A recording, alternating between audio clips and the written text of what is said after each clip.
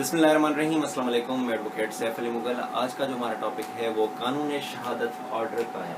तो कानून शहादत ऑर्डर हमने लास्ट जो प्रीवियस लेक्चर है उसमें हमने इसकी यानी एक ओरिजिन की बात की कि कैसे ये इब्तिदा, इसकी कैसे शुरुआत हुई, ये कैसे आया, इसको किसने यानी किसकी हुकूमत में ये आया।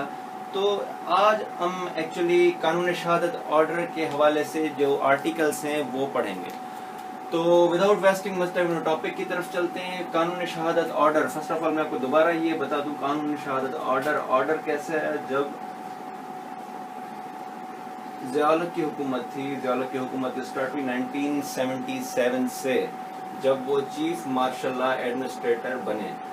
कब बने? जब जुल्फ़िकार अली भुट्टो की हुकूमत ख़त्म करके जब मार्शल लॉ लगाया गया तो उसके बाद चीफ मार्शल लॉ एडमिनिस्ट्रेटर बने। चीफ मार्शल लॉ एडमिनिस्ट्रेटर बनने के बाद 1978 में वो प्रेसिडेंट बने। प्रेसिडेंट बनने के बाद फिर उसने एक एग्जीक्यूटिव ऑर्डर निकाला 1984 में।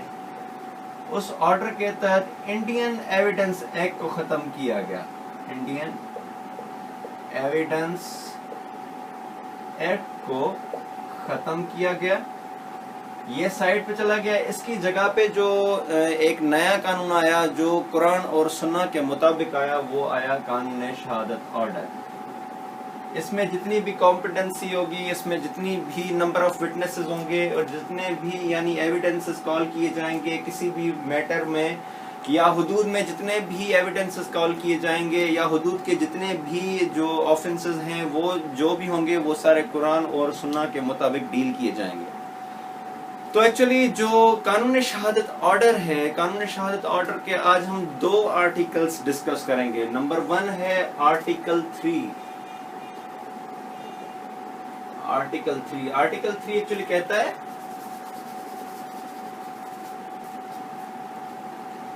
who may testify। अच्छा, इसमें यह है कि आर्टिकल 3 कहता है कौन गवाही दे सकता है, कौन कॉम्पिटेंट है, किसकी यानी वो जो है गवाही कबूल की जा सकती है। तो इसमें कुछ प्रोविजंस दिए गए हैं, इसमें कुछ क्लासेस दिए गए हैं तो जिसके तहत हर उस शख्स को यानी उसमें डिटेल दी गई है कि कौन सा शख्स जो है गवाही दे सकता है और कौन सा नहीं दे सकता। तो एक्चुअली ये कहता है गवाही वो दे सकता है हु अंडरस्टैंड द क्वेश्चन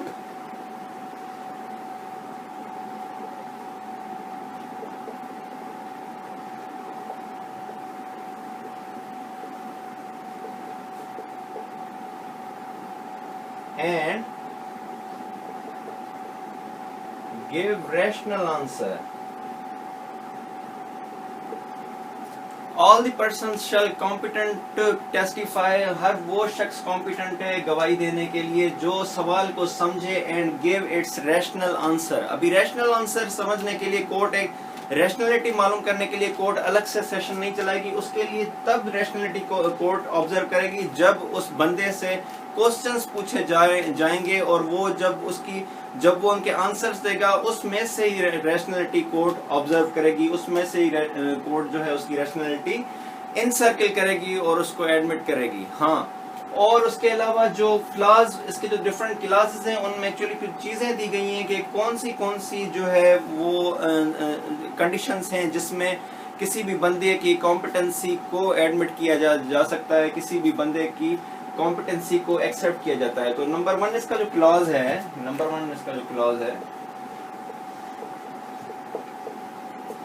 वो कहता है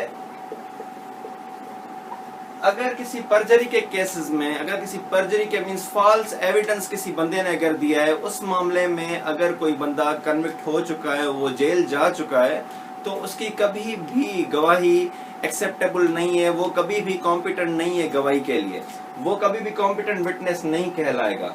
और जो क्लास 2 है वो कहता है एक्चुअली जब भी बंदा कोई अगर जेल्ड भी है, अगर वो बंदा जेल्ड भी है और उसके बाद उसने कोई सुधारा है, उसने जो है अपनी जो जितनी भी गलतियां हैं उसके ऊपर उन्होंने इम्प्रूवमेंट लाई है और वो खुद सही हो गया है, इम्प्रूव कर लिया है अपने एटीट्यूड को, हालांकि वो जेल जा चुका है, پر آفٹر امپرومنٹ ایک سدھارے کے بعد اس نے وہ ایک کمپیٹنٹ وٹنس کہلوایا جا سکتا ہے، اس کو کمپیٹنٹ وٹنس کہا جا سکتا ہے، وہ گواہی وہ شاہدی وہ دے سکتا ہے۔ نمبر 1 میں اگر جیلڈ ہے ان پرجری کیسز تو وہ کبھی بھی وٹنس نہیں بن سکتا، وہ کبھی بھی کمپیٹنٹ وٹنس نہیں کہلوائے گا۔ اینڈ نمبر 2 جو بھی جیلڈ بندہ ہے پر اس نے امپرومنٹ کی ہے اپنے ایٹیٹیوڈ میں، not in perjury cases in all other matters, وہ جو ہے جیل جا چکا ہے اور اس کے بعد وہ خود کو سدھار چکا ہے اور وہ یعنی اپنے گڈ سٹیزن ہے یا کچھ اس کی یعنی وہ امپرومنٹس ہیں، وہ دوبارہ سے غلطی نہیں کر رہا اور وہ اس نے اپنے ایٹیٹیوڈ لائف اسٹائل کو چینج کر لیا ہے، تو یس ہی کین بی کمپیٹنٹ۔ اور نمبر اس میں یہاں پہ لکھ دیتا ہوں تاکہ person jailed but repented، اس کے لیے میں پراپر جو ہے جو پروویژن میں ورڈ لکھا ہوا ہے، جو کلاز میں ورڈ لکھا ہوا وہ اگر جب آپ ورڈنگ لکھیں گے اپنی جو کلاز میں لکھیں گے، جو لا ٹرمینالوجیز لکھیں گے تو آپ کو زیادہ اس میں سہولت ہوگی، آپ کو یعنی ایگزامنر کو سہولت ہوگی آپ کو یعنی اچھے مارکس دینے کے لیے۔ تو کلاس 2 ہو گیا پروویژن جیلڈ بٹ ریپینٹڈ، وہ جیل جا چکا ہے تو وہ گواہی دے سکتا ہے، ٹھیک ہے۔ اور جو پرجری کے معاملے میں اگر جو گیا ہے وہ کبھی بھی جو کنوکٹ ہو چکا ہے اور جیل جا چکا ہے اس کی کبھی بھی گواہی قابل قبول نہیں ہے۔ اور جو تھرڈ ہے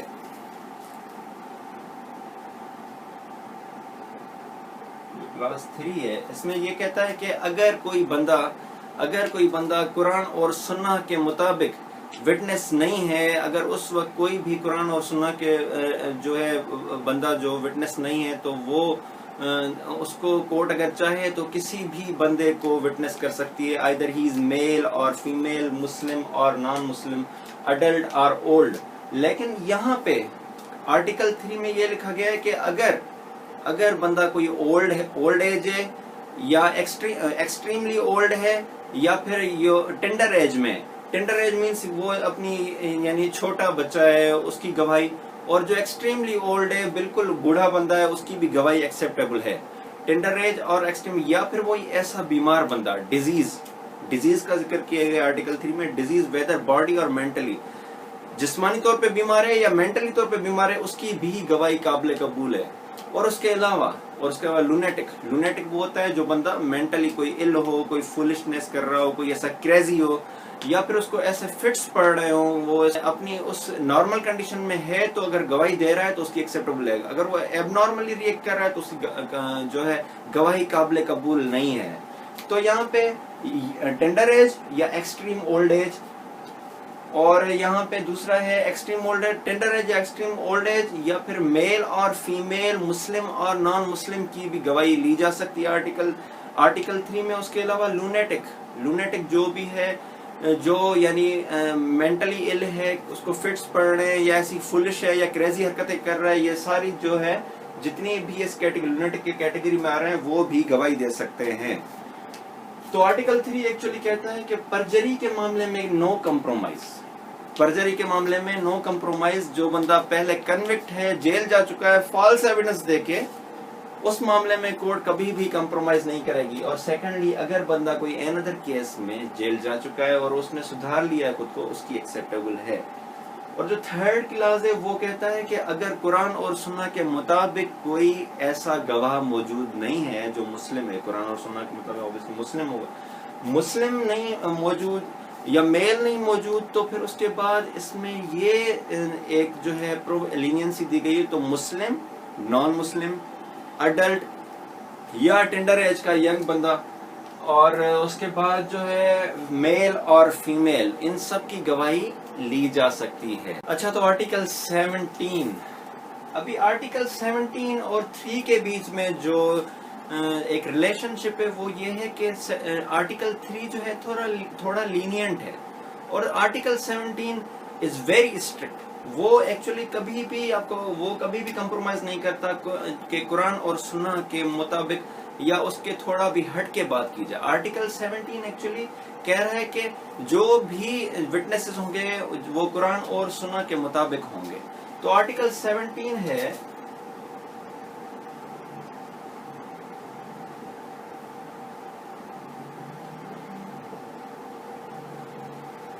competency and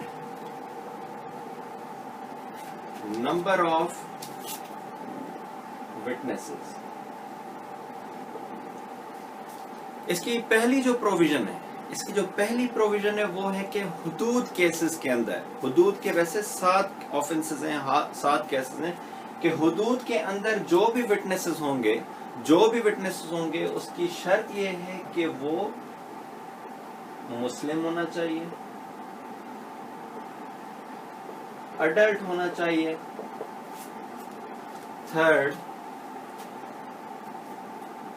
मेल होना चाहिए, फोर्थ साउंड माइंडेड बंदा होना चाहिए, क्योंकि वहां पे लूनेटिक की भी आर्टिकल 3 में लूनेटिक की शर्त आ गई थी कि उसका भले वो थोड़ा इल हो, वो यानी कोई ऐसी सिचुएशन है, ऐसी कंडीशन है उसमें वो सही हो जाता है और गवाही देता है तो वो कोर्ट एक्सेप्ट कर सकती है, लेकिन नहीं, इसमें कंप्लीट साउंड माइंडेड होना चाहिए।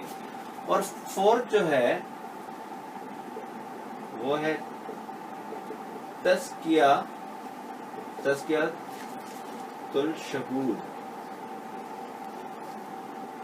शहूद की मतलब ये है कि वो कोई ऐसा बंदा जिसने पहले कोई भी जुर्म ना किया हो, वो पाकीज़ा हो, उसने ऐसा कोई भी किसी ऑफेंस करने में या किसी जुर्म में मुलविस ना हो।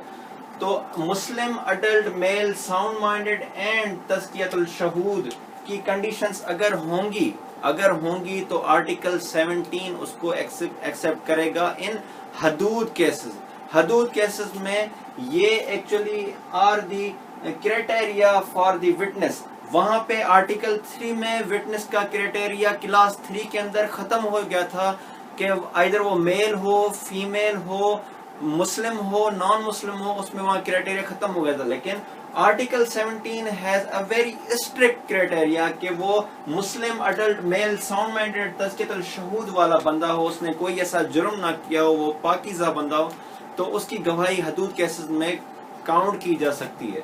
अच्छा, हदूद केसेस के तो वैसे 7 जो हैं वो ऑफेंसेस हैं जिसमें वो इनकी शाहिदी, इनकी गवाही एक्सेप्टेबल है। तो जो ये वाला मामला है जिना का, उसमें जो है विटनेसेस होंगे वो 4 होंगे, 4 विटनेसेस। कौन से वाले? इस कैलिबर वाले, इस क्राइटेरिया को जो टच करेंगे वो 4 विटनेसेस अगर होंगे तो फिर वो जो है जो गवाही है वो काबिल कबूल है। उसके अलावा जो सेकंड इस मामले में 4 गवाह, और यहाँ पे जो दूसरे हैं जिसमें थेफ्ट के मामले में और रॉबरी के मामले में और जो है ड्रिंकिंग अल्कोहल के मामले में,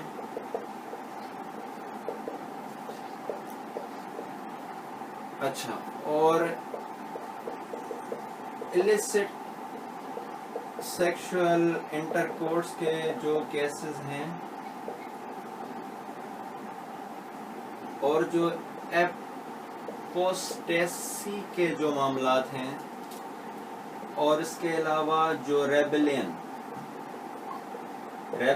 का जो मामला है, इस मामले में 1 2 3 4 5 6 और ये 7वां, इसमें 4 गवाह की जरूरत है। और यहाँ पे 2 विटनेसेस,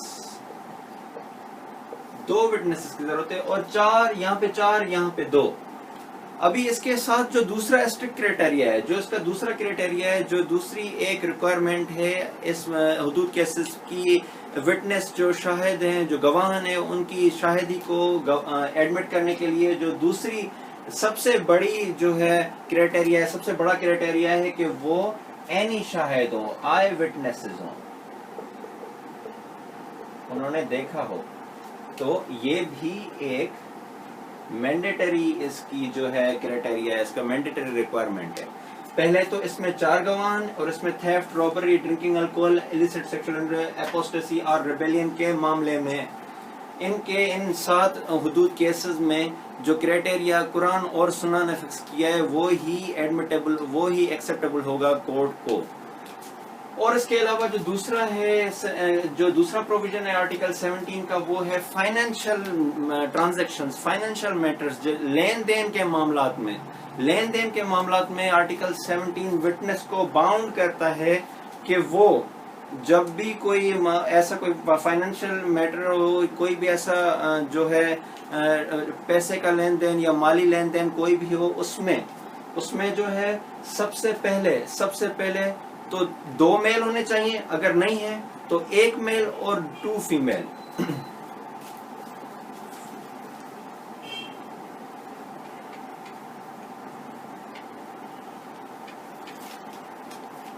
دوسرا پروویژن ہے فائنینشیل میٹر، فائنینشیل میٹر 2 میل ریکوائرڈ ہے اور 1 میل اور 2 فیمیل. فائنینشیل میٹر میں دو میل چاہیے ہوں گے، اس کے علاوہ اگر نہیں تو 1 میل یا پھر اینڈ 2 فیمیل. تو اس میں ٹرانزیکشن میٹر میں 2 مرد یا 1 مرد یا 2 عورتیں کی گواہی ایکسیپٹیبل ہے ان ٹرانزیکشن میٹرز، ان جو مالی مسائل ہوتے ہیں، جو فائنینشیل پیسے کی لین دین جو ہے، ان میں جو قرآن اور سنہ نے کرائٹیریا سیٹ کیا ہے وہ یہ ہے. اچھا، اور جو تھرڈ پروویژن ہے اس میں کہتا ہے کہ آل ادر کیسز، جتنے بھی ادر کیسز ہیں ان میں جو ہے گواہی ہوگی وہ بھی قرآن اور سنہ کے مطابق. فار ایگزامپل کرمنل کیس میں گواہ ایک کی ضرورت ہوتی ہے، ادھر میل اور فیمیل، یا پھر دوسرے جو بھی کیسز ہیں ان میں جو بھی ہوگی وہ قرآن اور سنہ کے مطابق ہوگی. تو آرٹیکل 17 ایکچولی باؤنڈ کرتا ہے، وہاں پہ لینینسی نہیں دے رہا، کوئی ایسی سافٹنس نہیں ہے. وہ کہہ رہا ہے جو بھی وٹنس ہوں گے وہ قرآن اور سنہ کے مطابق ہوں گے. جیسے پہلے حدود کے کیسز میں میل ہو، adult who, Muslim who, sound minded ہو، تزکیۃ الشہود والا بندہ ہو، تو اس کی گواہی ایکسیپٹیبل ہے ان دا حدود کیسز. اور دوسرے بعد فائنینشیل میٹرز میں 2 میل، اگر 2 میل نہیں تو 1 میل اور 2 فیمیل کی. اور دوسرے جو بھی کیسز ہیں اس میں جو بھی گواہی ہوگی وہ قرآن اور سنہ کے مطابق ہوگی. تو article 17 actually bounds you within the premises of Quran and Sunnah, and Article 3 has given us some soft picture, some soft posture, some softness in its provision. ابھی جیسے کہ آرٹیکل 3 میں یہ کہا گیا ہے کہ آرٹیکل 3 میں ایکچولی مسلم، نان مسلم، اڈلٹ یا ایکسٹریم اولڈ ایج والا بندہ، ڈیزیز والا بندہ مینٹلی اور جو ہے باڈیلی، اس کو کوئی ڈیزیز ہے وہ بھی بندہ وٹنس ہو سکتا ہے. اور اس کے علاوہ جیلڈ بندہ بھی ہو سکتا ہے اگر وہ ہو کہ اس کی جو حرکات تھیں اس نے امپرومنٹ کیے، پر نہیں پرجری والا جو بندہ جیل جا سکتا ہے، گیا ہے، کنوکٹ ہو چکا ہے، وہ کبھی بھی کمپیٹنٹ نہیں ہے کہ وہ گواہی دے. اچھا، اس کے علاوہ اگر کمپیٹنٹ بھی ہے اور ایڈمیزیبل بھی ہو گیا کورٹ کے اندر، اگر کمپیٹنٹ بھی ہے کوئی وٹنس اور ایڈمیزیبل بھی ہو گیا، ابھی اس کی ایکچولی چیک کرنی ہے کریڈیبلٹی. ابھی کریڈیبلٹی چیک کرنے کے لیے فرسٹ آف آل جو مین طریقہ ہے وہ کراس کا آزانا چاہیے. اچھا، تو ہم بات کر رہے تھے کہ بندہ کمپیٹنٹ بھی ہو، وٹنس کمپیٹنٹ بھی ہو اور ایڈمیزیبل بھی ہو گیا کورٹ کے سامنے، اور اس کے بعد ایسے نہیں ہے کہ اگر وہ کمپیٹنٹ ہے اس نے گواہی دی اور سزا ہو گئی، ایسے کبھی بھی نہیں ہوگا. اس کے لیے یہ ہوگا کہ اس کی کریڈیبلٹی چیک کی جائے گی. کریڈیبلٹی چیک کرنے کے لیے جو طریقہ ہے وہ ہے کراس ایگزامینیشن. اس کا کراس ایگزامینیشن ہوگا، اگلا وکیل اس سے سوالات کرے گا کہ یہ جو ہے ادھر یہ جھوٹ تو نہیں بول رہا. تو یہ ایکچولی پروسیجر ہے کہ کیسے اس کی کریڈیبلٹی چیک کی جائے گی. اگر کریڈیبلٹی میں وہ اگر سچ بول رہا ہے تو پھر سزا ہوگی، اگر جھوٹ بول رہا ہے تو کبھی بھی سزا نہیں ہوگی. تو actually this is the procedure to check the credibility of person, which is cross examination. Cross examination کے تھرو کسی بھی بندے کی جو ہے کریڈیبلٹی چیک کی جا سکتی ہے. تو یہ تھا about the article 3 and article 17. article 3 was given leniency and article 17 is not given any leniency. it is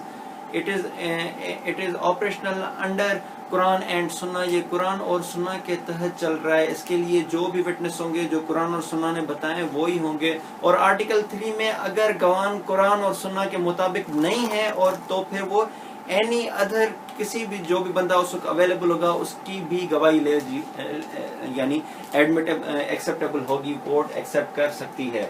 تو آرٹیکل 3 جو ہے ایکچولی lenient provision of قانون شہادت آرڈر, اور آرٹیکل 17 از ویری اسٹرکٹ. یہاں پہ حدود کیسز کے اندر یا فائنینشیل میٹرز کے اندر یا اینی ادر جو کیسز ہیں وہ قرآن اور سنہ کے مطابق جو ہے گواہی قبول کرے گا. اور جو آرٹیکل 3 ہے وہاں پہ میل فیمیل مسلم نان مسلم کو بھی گواہی کی اجازت دے دی ہے. اور آرٹیکل 3 کے اندر جو ایکسٹریم اولڈ ایج یا ٹینڈر ایج, بچہ ہے چھوٹا ٹینڈر ایج, آرٹیکل 17 میں کہہ رہا ہے نہیں adult, only adult is acceptable. Article 3 کا کہہ رہا ہے تو بھائی اولڈ ایج بھی ہو اور ٹینڈر ایج میں بھی ہو, بھلے وہ ڈیزیز ہو اس کو مینٹلی اور باڈیلی, پر آرٹیکل 17 میں کہتا ہے نہیں, only sound minded person is acceptable. Article 3 کے اندر لونیٹک والا بندہ جس کو فٹس پڑ رہے ہوں, جس کو جھٹکے لگ رہے ہوں, اور وہ کبھی صحیح ہوتا ہے کبھی اس کی طبیعت خراب ہو جاتی ہے. جب صحیح ہوتا ہے تو اس کی جو گواہی ہے وہ قابل قبول ہے, اور جب وہ اس کی طبیعت بگڑ جاتی ہے تو چاہے اس کی جو بھی گواہی ہوگی وہ ایکسیپٹیبل نہیں ہے. لیکن یہاں اس پہ ساؤنڈ مائنڈیڈ کی شرط لگا دیتا ہے کہ بندہ ساؤنڈ مائنڈیڈ ہونا چاہیے. اور وہاں پہ کہہ رہا ہے بندہ اگر جیل بھی جا چکا ہے اٹ ڈزنٹ میٹر, جیل بھی جا چکا ہے اٹ ڈزنٹ میٹر. پر یہاں پہ تزکیۃ الشہود کی پابندی کنڈیشن اور مین ریکوائرمنٹ دی گئی ہے کہ اس کا جو ریکارڈ ہے وہ صاف ہونا چاہیے, وہ یعنی وہ بندہ ماضی میں کوئی بھی ایسے جرم میں ملوث نہ ہوا ہو. تو یہ تھا ریگارڈنگ آرٹیکل 3 اینڈ آرٹیکل 17. ملتے ہیں اپنے نیکسٹ لیکچر میں. Thank you very much.